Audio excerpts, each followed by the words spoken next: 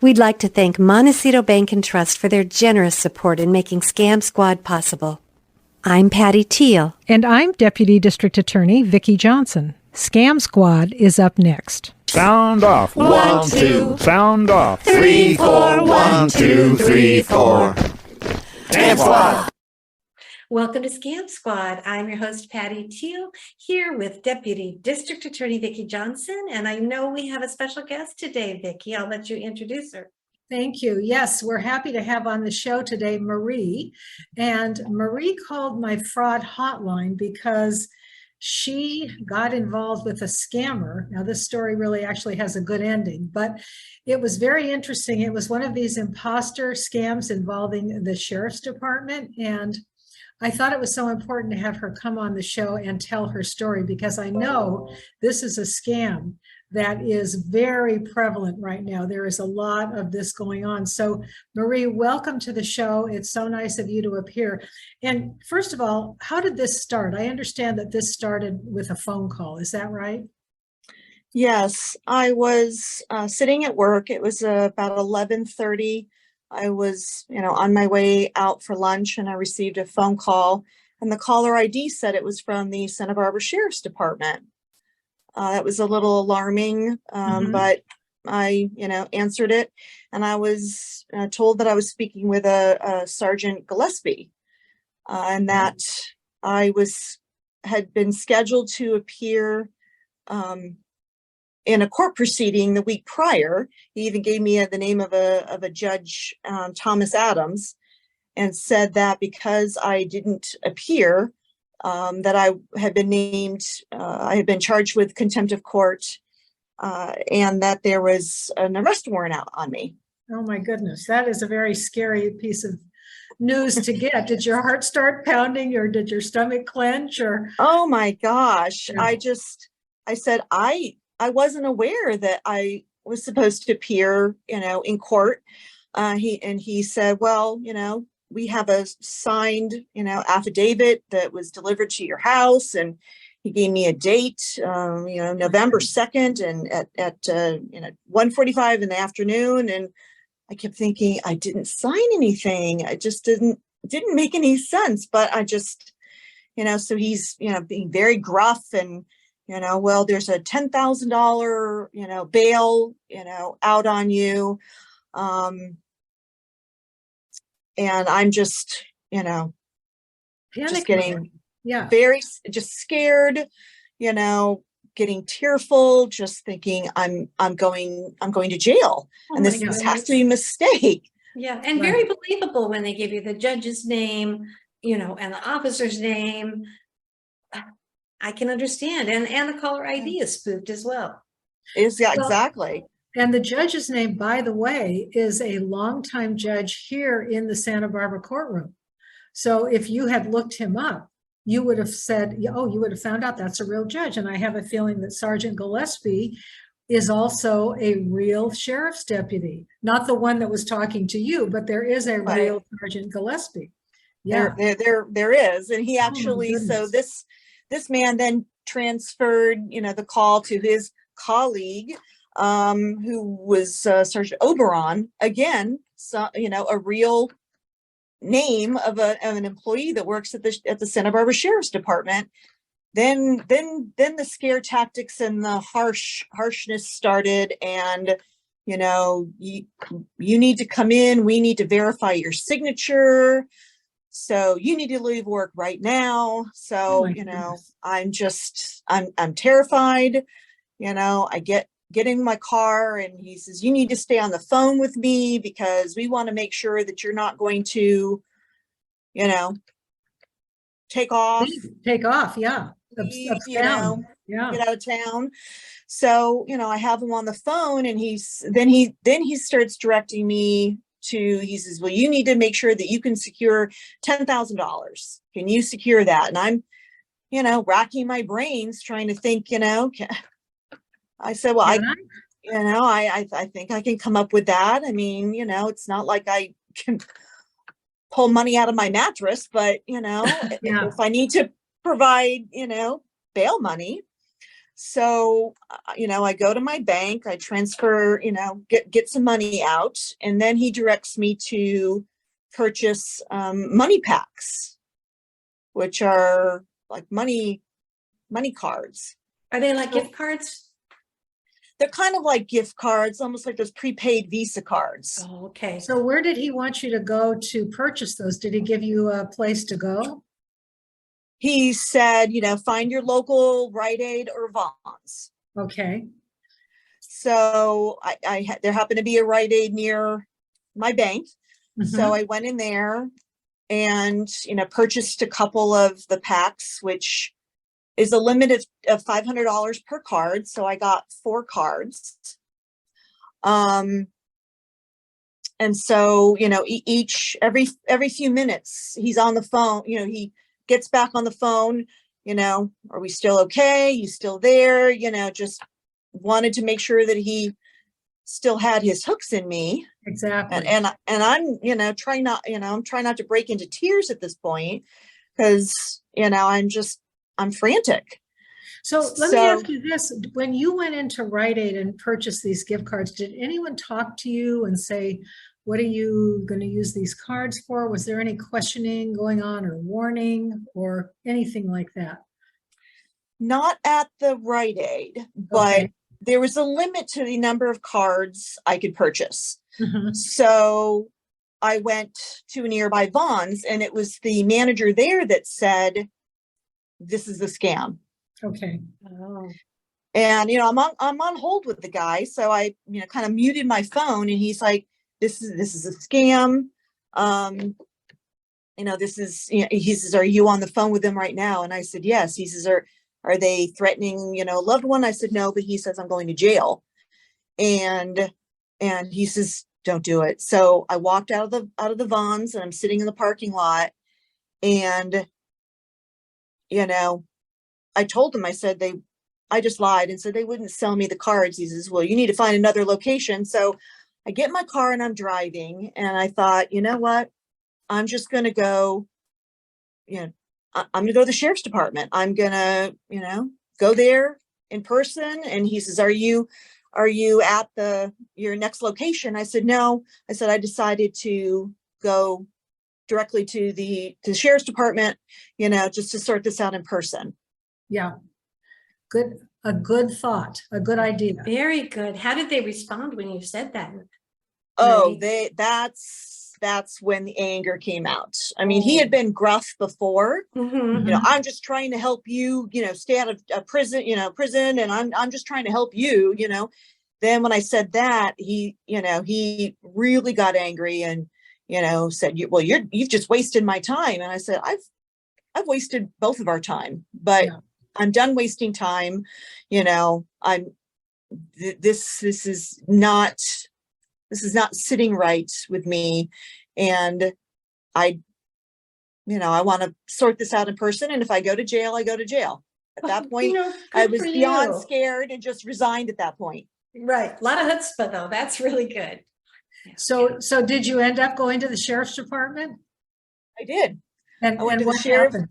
So I went in there, and there's a very nice lady at the desk, and I told her the whole situation. She kind of sighed, and she said, yeah, that's a scam. And she said, funny, but those are 2 names of people that work at the sheriff's department. Yeah. And I said, really? Wow, this is a They detailed do their scam. homework. Mm-hmm. Yeah, they really did their homework. Yeah. They did their homework. They had the names of the 2 sheriff's deputies and the name of the judge, and they had the judge. spoofed the phone call. They had spoofed the phone call for the sheriff's department. So all the signs were that this was real.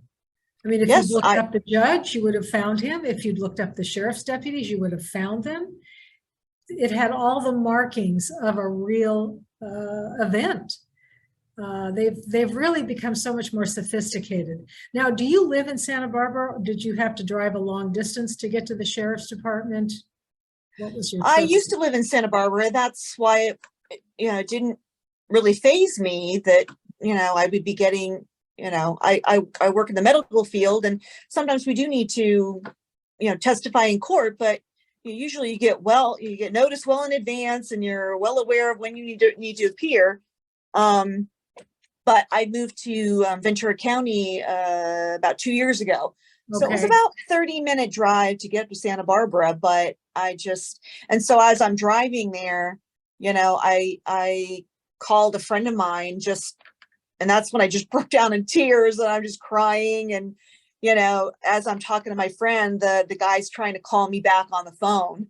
And my Yeah. friend said, don't pick up the phone, just go straight to the sheriff's department, just sort this out over the phone, in person. Yeah. And, if you go to jail, I'll come bail you out. Which is a good friend. There's a good friend. There's a good friend. And Good she friend. gave you some good advice too.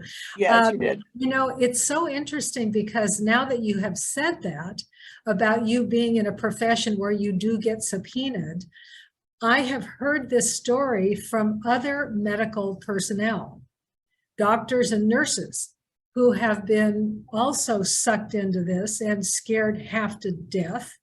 And their stories did not end as well as yours. One did. One ended up, but by that time she was so panicked and broken down that it was a relief to get to the sheriff's department because everything else that was going on was just too terrifying.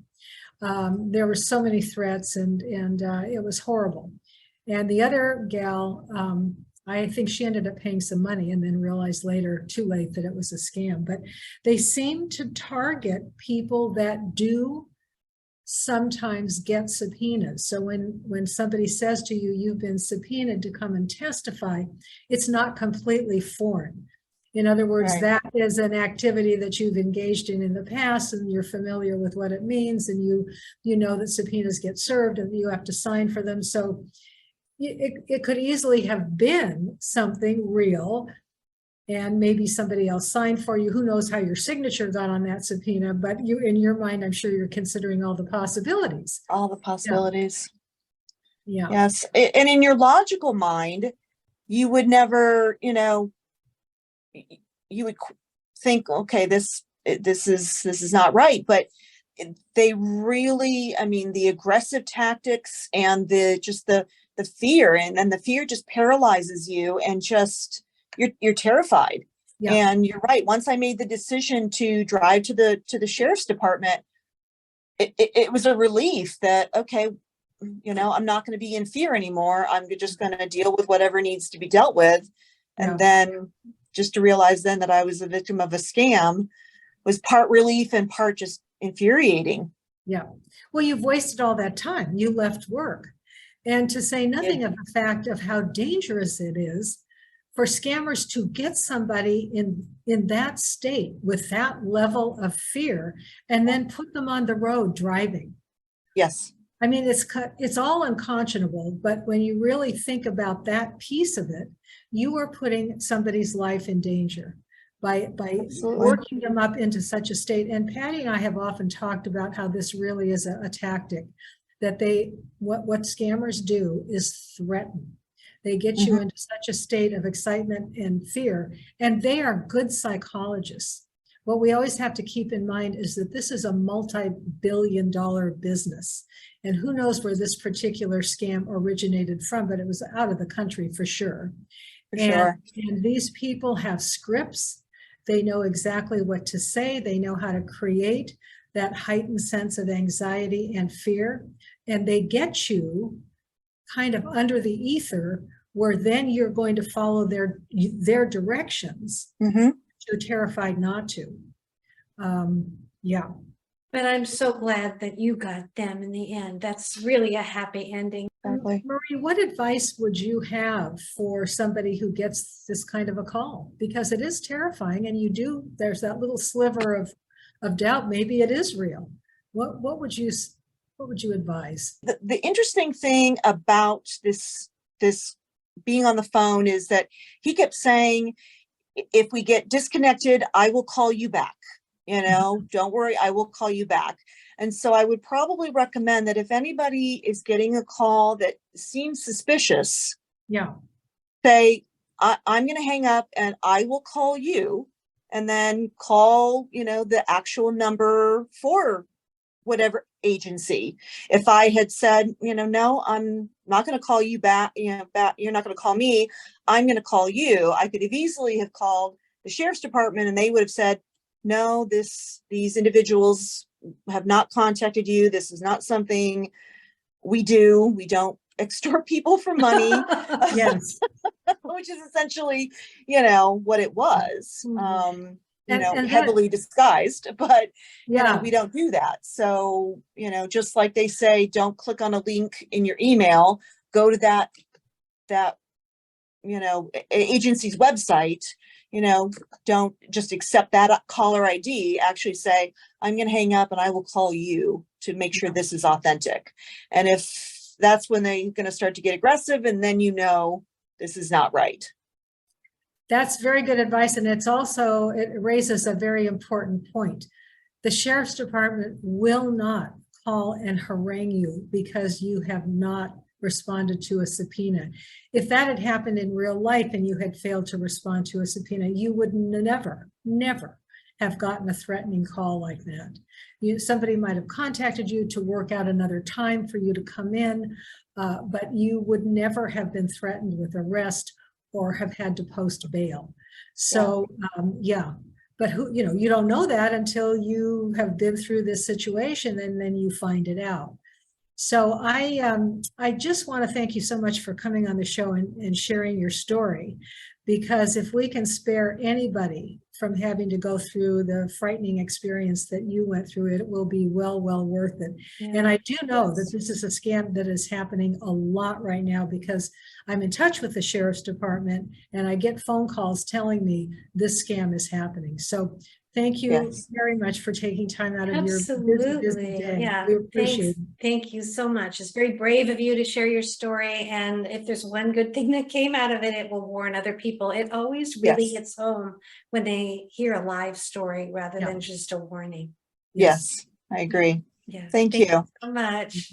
So Vicki, do we have any good news today? Although her story really had a lot of good news. It had a good news. It had a happy ending, but I actually do have some good news, and I'm sharing this story just to bring to the forefront another scam that we're seeing a lot of right now, and just to issue another warning. So here's the headline: 16 defendants charged in a 112 count indictment alleging bank fraud and aggravated identity theft in stolen mail scheme. So here was the scheme, very simple. The crooks went up and down streets, taking mail out of people's mailboxes, those mailboxes with a little red flag that goes up saying, here, there's mail in here. Yeah. Anyway, that's a favorite for crooks here in Santa Barbara, is to go empty out those mailboxes, and then they go through the mail that they've taken, and what they are looking for is, of course, checks. And they can use those checks to either cash, they can change the payee, they can change the amount, they can go right into your bank and cash that check for a different amount made out to them. Or they can also produce checks with your routing number, your bank account number, all of that, and with a fake business. And then that's another way to get into your bank account. But it is a really big problem right now of thieves stealing the mail and then taking the checks, altering them in some fashion, and cashing them. And apparently this particular thief, he recruited other people to go cash these checks for him through social media. That's how he used social media, to recruit other co-conspirators to cash the checks at various banks, and often using stolen identities. So I just wanted to emphasize it's a big problem right now. Don't put mail in those mailboxes that are sitting out at the end of your driveway with that little red flag, because the mail will get stolen and it will be used in ways you don't want it used. Get a locked mailbox. And the other thing people need to know, Patty, do not use the blue bins. Those blue bins that the post office places on street corners. No, those are not safe. Crooks at night will get sticky tape, a line, and they will simply go into the slot and start fishing out checks, mail. So don't use the blue bins. They are not safe. If you are going to mail a check, go into the post office. So there's my good news for the day. That is good news and good advice. And I know it can be a little bit painstaking to have to drive to the post office, depending how far away you live from it, but it's definitely worth the effort to do it. Or, you know, maybe start switching over to a different kind of banking. Yes, that too, absolutely. As our friend Dayton would advise us to do, he said to me once, I have never in my life written a check. Oh, really? Well, yes. He's in his 30s, right? Yes, he is. I know. I can understand, though, that if you're older and you've gotten in the habit of writing checks your whole life, but I know when it happens in a store anymore and somebody's in front of you writing a check, you can hardly believe it. Somebody is writing a check. It's just I know. so I know, rare. it's true. So Yeah. all right. Well, thank you, Vicki. Good show. I'm so glad we had a guest today to share her story. Would you share your fraud hotline so others maybe could share their stories on Scam Squad, or you could help them with what they're going through with a scam? Absolutely. So my phone, and it goes directly to my desk at work, is 805-568-2442. I'll repeat that, 805-568-2442. Thank you. Thank you so much. Until next week. Bye-bye. Yes, bye.